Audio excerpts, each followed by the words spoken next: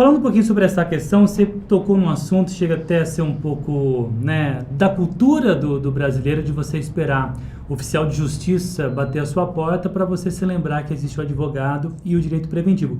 Hoje você tem um serviço de assessoria jurídica, é muito caro, tem alguns mecanismos que estão barateando a assessoria jurídica, você contratar um escritório que não seja exclusivamente seu, mas que atenda várias empresas, está ali sempre disponível te orientando, assessorando.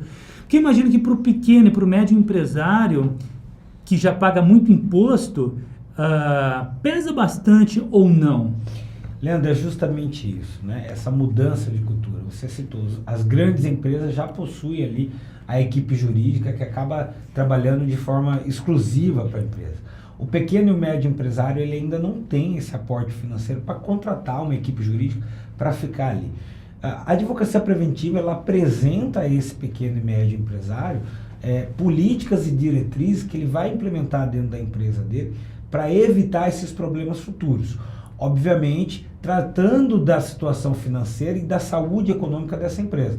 Eu não posso ser um peso dentro dessa empresa, uma vez que ele já está tendo um custo muito grande com funcionários. Mas ele tem que entender que é necessário que ele tenha uma assessoria jurídica para acompanhar todo esse crescimento que essa empresa vai ter.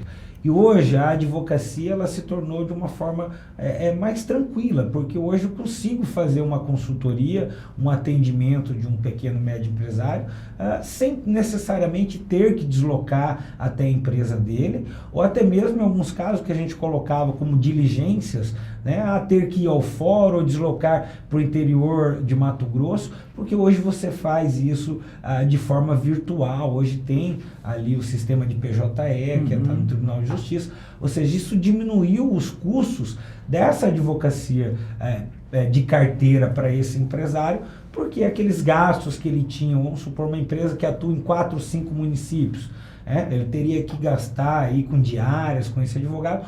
Hoje não existe mais esse gasto necessário com diárias para que um advogado vá fazer uma audiência, um deslocamento de município, em virtude do processo virtual.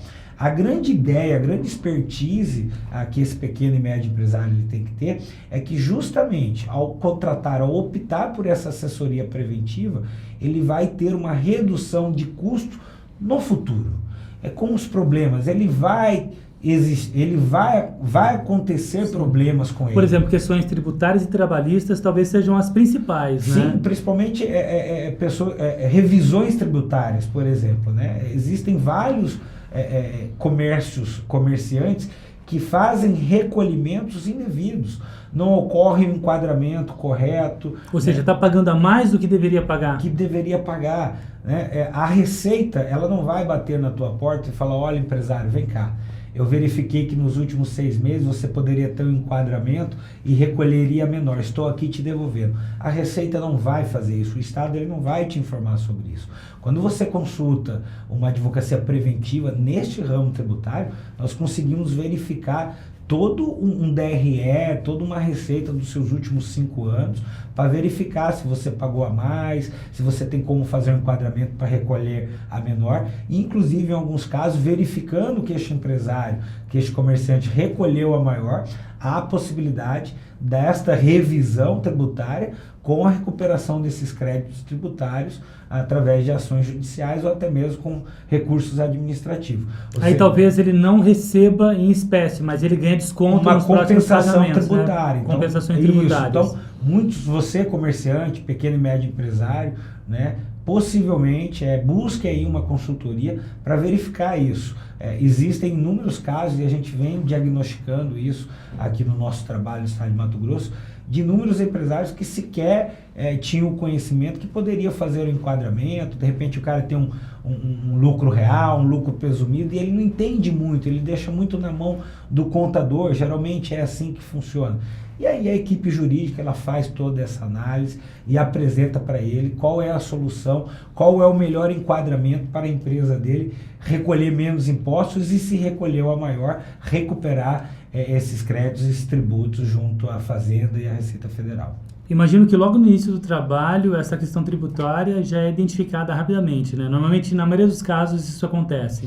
Infelizmente, Leandro, assim, cultura nossa não permite que pequenos e grandes e médios empresários iniciem a sua atividade com essa precaução, né? Ele vai iniciando a sua atividade já avisando, obviamente, ter o lucro, mas ele não faz essa consultoria prévia para verificar. E a empresa... Até porque é difícil você administrar o seu negócio e, ao mesmo tempo, dar você mesmo esse suporte jurídico, né? Você não tem o conhecimento técnico para isso. Para né? isso, eu falo para esse empresário, para o pequeno e médio empresário, que ele precisa delegar essa tarefa, né? O foco dele é lucro. O empresário, ele quer lucro, obviamente.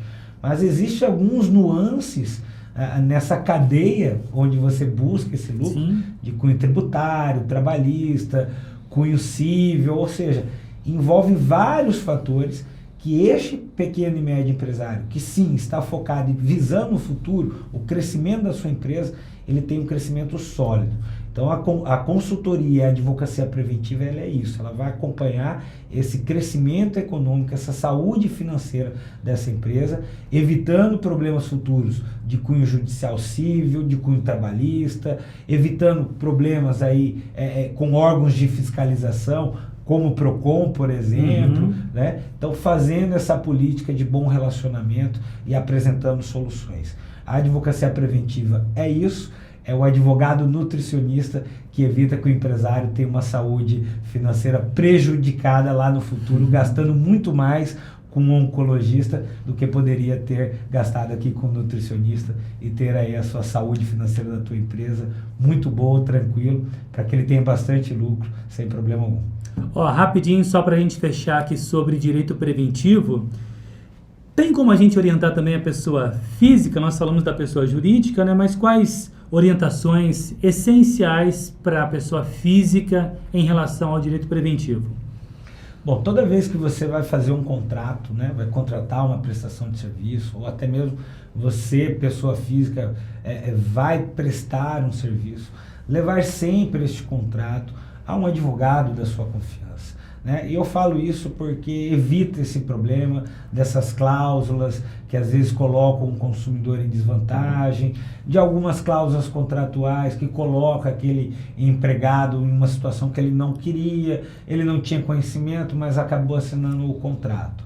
Recomendo a estes consumidores que não têm condições de arcar com um advogado, pode procurar sim aí os núcleos de prática jurídica, procurar os PROCONs municipais, estadual, se surgir alguma dúvida sobre algum contrato que você venha assinar. Então, canja de galinha nunca faz mal a ninguém, né? Então a gente tem que olhar com a visão preventiva, sem afoito, né? Eu não preciso assinar algo que eu tenho dúvida, né? Então todo consumidor, todo aquele que for realizar um contrato, fazer essa consulta.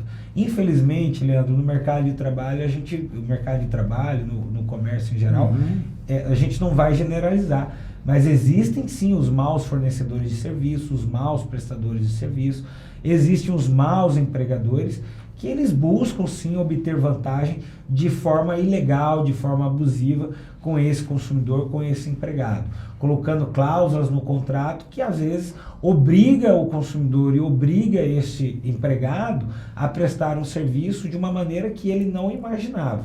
E aí, quando o consumidor ou quando o empregado ele não concorda com aquilo, vamos para as vias judiciais, e aí é aquilo que a gente já falou no início da entrevista, né? Lá no Poder Judiciário vai demorar um pouco mais, você vai gastar com advogado, de repente você quer ter o retorno financeiro daquele produto que você comprou, ou você adquiriu um serviço e o serviço não foi prestado como foi ofertado, e você, na ação judicial, você não vai ter esse serviço prestado até a sentença, né? Porque a partir do momento que há o litígio, a outra parte, em grande maioria, ela vai até o final, né? Então tem sentença, tem recurso, ou seja, algo que você poderia ter previsto, né? Antecipado, evitado, e vai demorar aí 2, 3 anos. E até com a leitura do contrato, isso já teria sido resolvido também. Muita gente acaba não lendo.